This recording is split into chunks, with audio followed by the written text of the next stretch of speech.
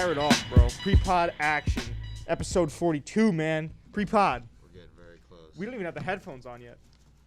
We're already going, aren't we? We're jumping today, man. We're jumping on it. How's the hats look? The hats look good. Hats are looking terrific. You got the big jug. Here's a follow-up. The follow-up to the last clip. To the last clip. We figured out the water situation. Yeah. So we're there on that. Right. We're here. I want to talk about Drake. I gotta talk about Drake because we had a little bit of discourse, some pre-pod, some pre-pod discourse about you. Not even discourse. I just tend to think that motherfucker Drake doesn't miss. No, he doesn't miss, and we've been over this before. He doesn't miss. You know what it is with Drake? Drake, he misses. It's a spectrum, because you hold him to such a, like you were saying. I agree with you. He holds him. You hold him, and I'm sure he holds himself to such a high standard for making music that when he puts out, like, let's be honest, right? What's the name of the song? God, I can't believe the last three that came out. I want to talk about those. What is it? I didn't even listen. I gotta be honest. Didn't even listen all three. But I'll talk. Let's talk about them. I can pull it up here too. I'm talking about what's next. What's next? What's next to me, right? If we know Drake, we know he can be a lyricist. Right? Well, yeah, to a certain extent. Yeah. To a certain extent, he's not going to be on the same level of like a Lil Wayne, right? Or guys. But he used to be.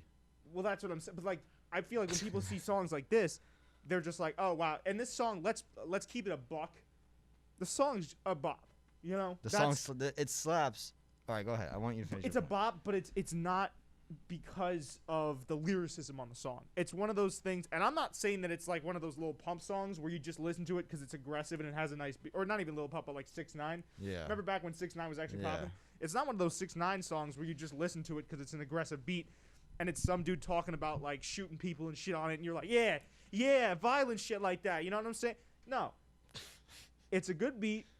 Drake's voice matches up well. I feel like on a lot of, and this is me talking not as I feel like I could talk about anything, but obviously like you're much more well versed in rap. But this is where I'm coming from with this, where it's like you have a song like this, it's a club song. Maybe even like a you throw it on, you're trying to get hyped, a nice gym song, but you're not gonna. It's not definitely not with Drake. Certainly not with Drake's discography.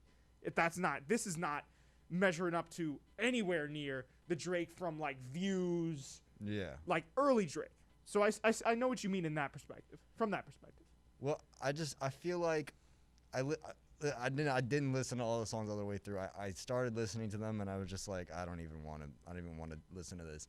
And what kind of gets me with these songs is just like we were expecting an album. You know, we were expecting a full-length album. We were expecting a revenge tour. Yeah, we were. We were expecting that, and then Drake dropped new music. I'm hyped because I'm an avid Drake listener. I love Drake. Same, and you man. can ask anyone that knows me. I adore Drake. I've been listening to him since as long as I can remember. Right. He dropped these. I saw the thing. It said 3 songs, and I was just like, "What the hell? Why 3 songs? Like, where's the music I've been waiting for?" And then I listened to it, and you know what? It's not that it's bad, but it's like we've lowered our standards so much. The name Drake has become a brand. It's not about like Drake used to pride himself in being about the music. That's what it was about for him. That's why he is as good as he is, because it was always about the music. Right. And now we've gotten to that point where he's kind of overlapped that, and he's defeated. He's become the very thing he's set out to destroy. And I don't want to jump the gun because the album that he's working on, I think he said it was supposed to be called Superfly Lover. What was it? Certified Lover Boy. Certified Lover Boy. Right. I also have a take about that real quick. The fact that he said he couldn't work on Certified Lover Boy, or that it had to be pushed back because he was working on rehabilitating, right, with his ACL with his or ACL tear. Bro, yeah. he was moving pretty fine in that music video that he released for What's Next. So I'm calling cap on that. It's not even. Come on, it's man. Just like, I don't know how an ACL. I get it. You know, you tear your ACL, you're not in a good state of mind. Whatever. I get that. I understand it. Fair enough. But it's like that shouldn't push your album back for months. No, you know what I'm saying? Absolutely. If you wanted to take like 2 weeks off, but the thing is, the album should have already been done. Dude, and honestly, if you're working on music, that's 100% not like doing a sport. You could do music and you can rehabilitate. Like you're Drake, like you said, he's a brand, and we saw in this very music video that he owns just a bunch of dope shit. So And I say that not to get too roundabout with my point, but the point is, man, if you're Drake, A, you don't have to work that hard. Let's keep it a stack. Let's keep it a stack. This man doesn't have to work that hard. So you're afforded time. It's not like when you're coming up and you need to be constantly we're on the path. I feel like that. Oh, this is gonna sound so dickish and cocky. We're on the path in terms of like up and coming artists that Drake was. Like we have to be consistent. We can't, I'll say it. If I tear my ACL, I'm still coming in here to record, even though I'm rehabilitating. Drake doesn't have to do that because on his path as an artist, and I lump podcasters and music creators and all those people in together, on his path, bro, he's got time to spare. He's Drake. We've seen guys. We were talking about it in the car that one time. Kendrick Lamar. He hasn't dropped shit in a year, or however long. Years. 2017. Yeah, dude. Because he doesn't need to. Right. Well, he also got an honorable discharge from the rap game. Well, he won the Pulitzer. What I'm saying is when you accrue enough good faith in the community, which I feel like Drake's dropped enough stuff. Like, listen, it's not like you need to. You have so much disposable time in your hands. You have so much money. You can rehabilitate yourself, go to rehab, work out, and dude, you could still work on your album that everyone is expecting. Honestly, hot take, I feel like now thinking about it, this might not have a lot to do with his, rehab, his ACL. This might have more to do with the album. Maybe he didn't feel like it was ready and he didn't want to, that could be something something to think about too. That's what I was thinking. Just it's what I imagine Drake is going through right now is that the bar has just been set so high. Like let's be perfectly honest, he owned an entire decade from 2010 to 2020. That was Drake's decade. He was every time he dropped a song, every time he dropped an album, the entire album was just on the top charts from one to however many songs were on the album. He set the bar so high. Dude, Passion Fruit, In My Feelings, God's Plan, too. You could keep going. Oh my God. He set the bar so high that he's probably looking at this album and he's like, oh my God, it's not. People are gonna come out and they're gonna be disappointed, and that's the last thing he wants because he when you're on that roll and you're up here, you don't want to end your career by dropping down. Right. You know what I'm saying? And let's be honest, Scorpion, good album, not the greatest album. But that's the thing. 2019 demo tapes, not the greatest. No. Not his best. I think that's the thing with Drake too, is that he can drop something, and like you said, the bar has been lowered, and I think that happens with every single artist, right? We also had that conversation in the car. An artist, they're lucky if they can stay in their prime for a while. You know what I'm saying? There's a prime in music making, the same way that there's a prime in the NBA. I think you brought up a very good point there.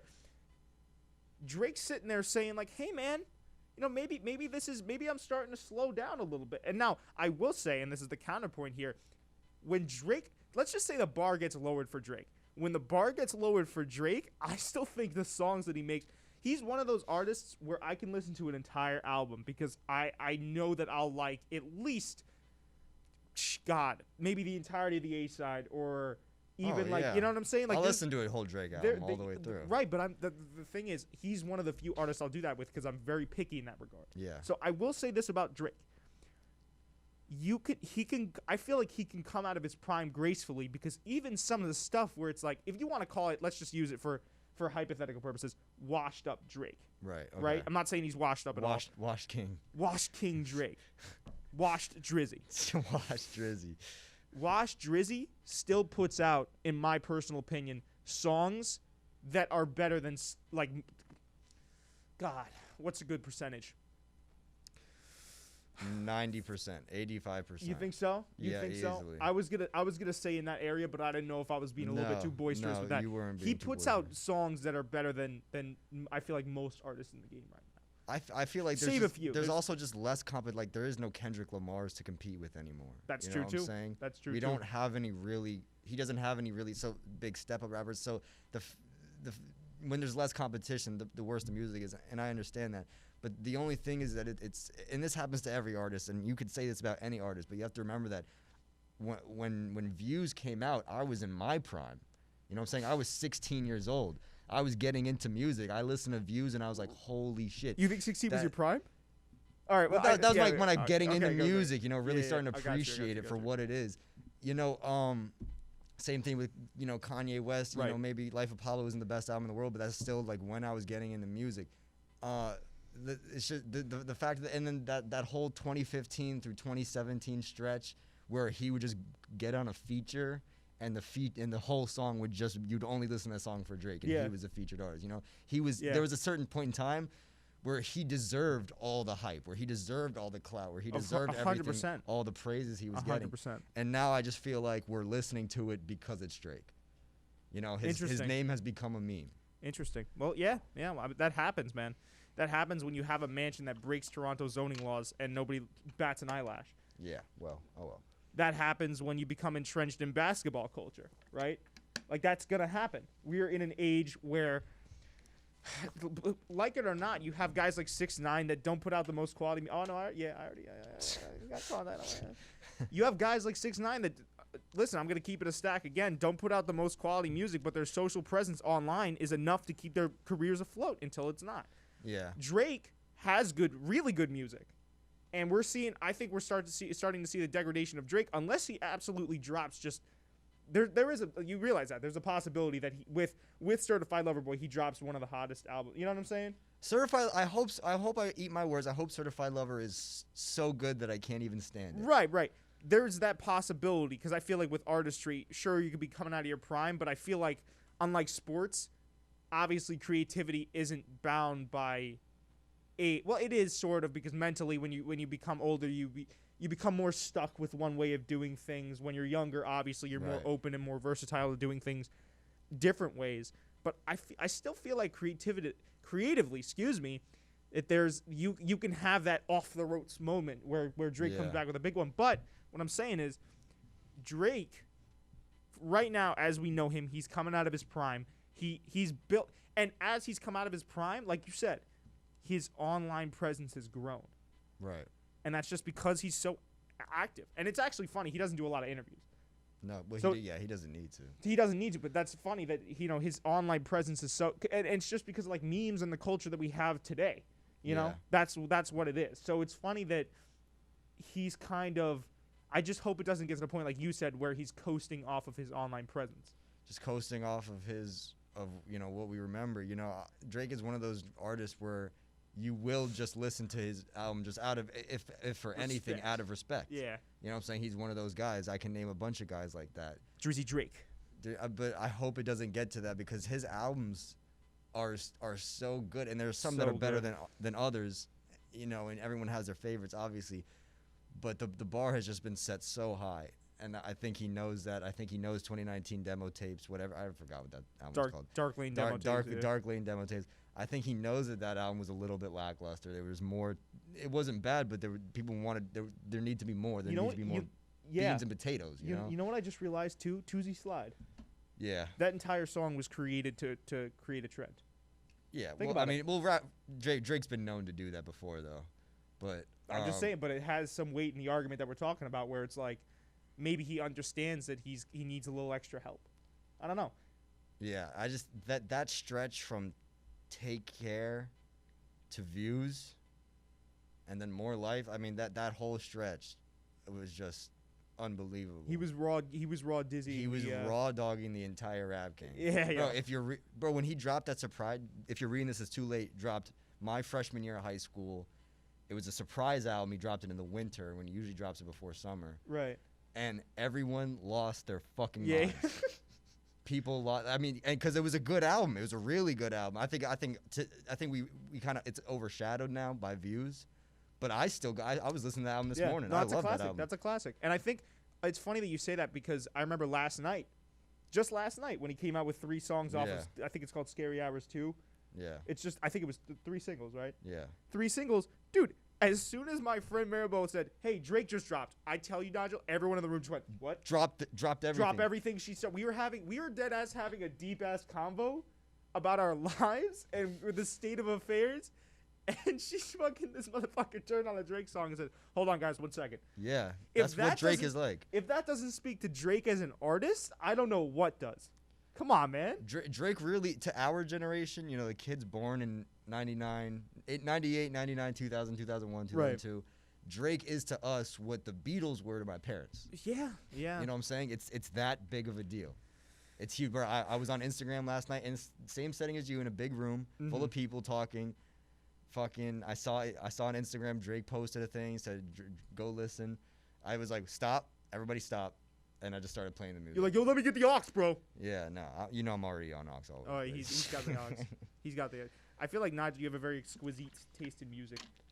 This is how I describe my taste in music. It doesn't matter what it is. It doesn't matter what genre it is. It doesn't really matter the artist either. I like quality music. Well, that's why like quality sound. Yeah, yo, that's why I was mad hyped when I brought certain songs to you and you were like, oh, yeah, Coop, you got a good taste in music. You do got a good taste in music. And it, you know what I'm saying? It takes a lot to know. It takes a lot to separate the trends from quality. You know what I'm saying? Yeah. Like, you talk about 6ix9ine, and I'm not a 6ix9ine hater. I'm from New York. I appreciate what he Oh, no, what I'm a he did 6ix9ine and hater everything. for sure. I appreciate what he did. But he came up on pop sound. You know what I'm saying? Yeah. Pop sound only lasts for that year. Pop sound is only popular for a year before there's a new pop sound, right? So 6ix9ine knew that he had to coast off his personality because the music wasn't gonna last. He's not capable of being a long right. A career like that doesn't have a lot of longevity in it.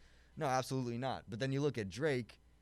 Drake. He didn't come up off of pop sound. He came off of his own style, and he didn't blow up as fast as someone like 6ix9ine. Right. You know, his first album kind of went a little bit under the radar. It was a big deal, but it went under the radar definitely. You talking about his first song back? No, his first album ever. What? 6ix9ine? No, Drake. Drake. Oh, my fault. Yeah, I completely just. No, you're good. You're good.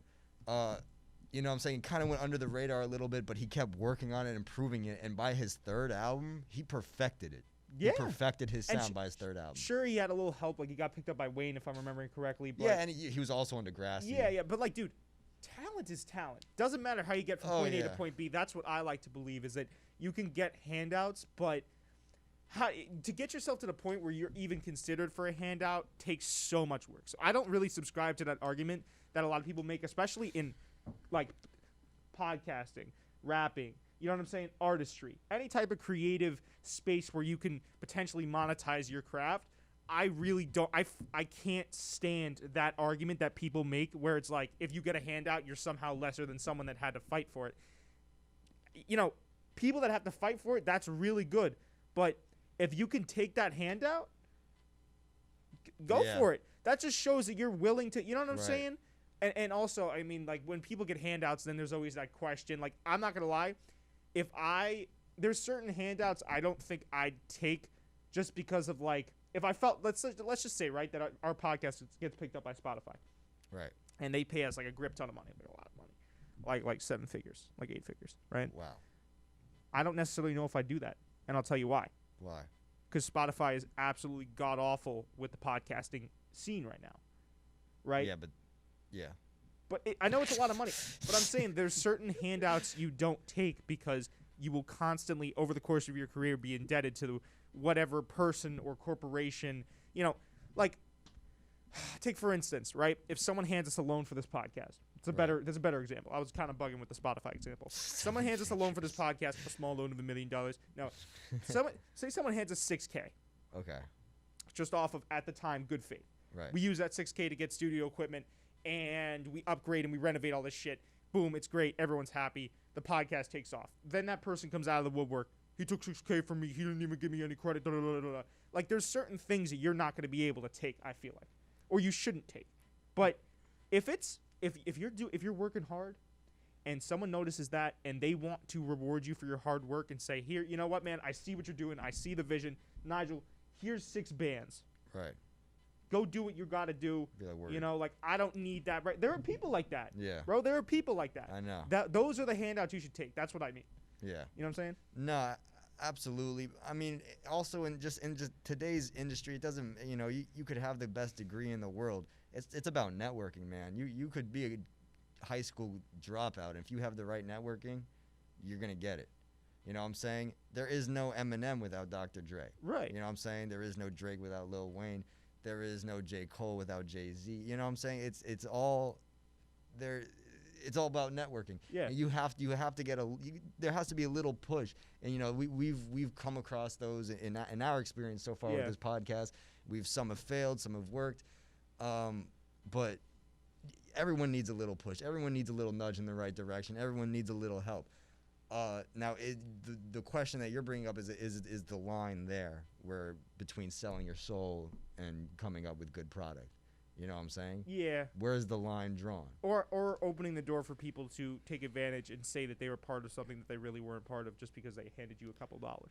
Yeah, well, listen, if someone helps you they deserve the shout out. You know what I'm saying? Anyone that helps us along the way deserves a shout out. Yeah, no, of course. But there are people that will see the talent, right? Yeah. That's what it goes back to what I was saying. They'll see the talent and they want to be a part of it. Right. And they know the best way to do that is to get you while you're coming up. Yeah. And then sink that hook line in. Right. And hang on till you're really relevant, and then they can come out and attach their name in any way possible to that relevancy. Right. Just for the clout. They do anything for clout. She will do anything for the clout. Whoever will do anything for the clout. Let's not make it a female. that was who the Migos were referring to. Yeah. But it's a gender-free. You know what I'm saying? That's another group, man. Yeah, man. They had some good albums. They did, and then they kind of. I don't want to say they faded, but no, they split up. I mean, Culture 2 was a little bit lackluster compared to Culture 1 and what came before Culture 1. Not enough culture, I guess. No, not nearly enough culture. But again, that's another great example of a group that, you know, they were in their prime, they had their sound, they went pop, they got really popular, and they couldn't recapture it without sounding repetitive. Right. You know what I'm saying? Culture 2 just sounded like Culture 1. A little watered down version of Culture 1. It was the same beats, it was the same style. They didn't experiment anything. But then I could go back to earlier Migos albums where they were like, you know, when they were coming up, and it's just like, oh my god. Yeah. Oh my god. Yeah. You know what I'm saying? Yeah. So. But then also, I feel like, and we got to get into the podcast soon because I know you got time constraints. But yeah. To round off this segment, I think it goes the other way too with guys like Playboi Carti. You know, like Whole Lot of Red. That was a whole lot of ass, but. It was partially a whole lot of ass because he experimented and it didn't work.